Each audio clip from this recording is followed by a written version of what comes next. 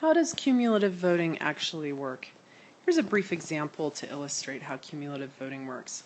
Let's say I'm a shareholder at Google Corporation. I am a pretty large shareholder. I own 10 million shares of Google stock. I look at the list of board members who are up for re-election at the next shareholder meeting. And I see this list and I decide that I want Shirley Tilghman off the board. I think she's too old. 64 years old, way too old to be the director of a hip young company like Google. The founders are only in their 30s. So I want Shirley off. So I look to see what the ownership is of the other shareholders, and I find out that between Larry and Sergey Brin, they own roughly 57% of Google stock, about 55 million shares total. So, is there any way I could elect someone else to fill this board spot right here? Well, under Google's current structure, no, because Google does not allow cumulative voting. They allow what we call straight voting. Under straight voting, it means I can take my 10 million shares and I can vote my 10, 10, 10, all the way down the road for each of these directors. Meanwhile, Larry and Sergey will vote their 55, 55, 55.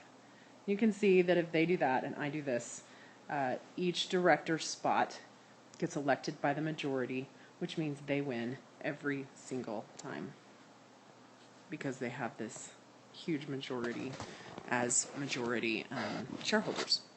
Well, so let's pretend that Google has cumulative voting.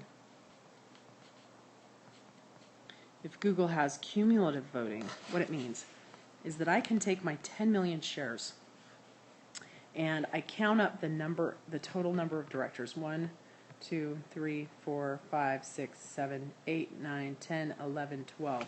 There's 12 total spots. I have 10 million shares.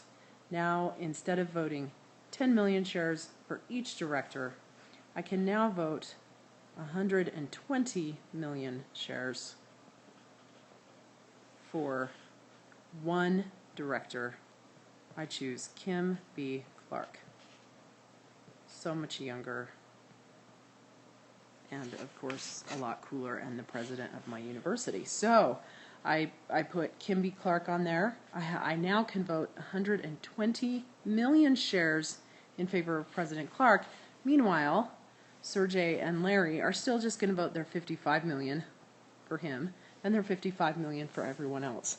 That allows me as a minority shareholder, and if I'm not a big enough minority shareholder to own 10 million shares of Google, I might be able to find other shareholders who would vote in connection with me if we were upset about something that some board member had done, or we simply want to have our own interests represented on the board of directors.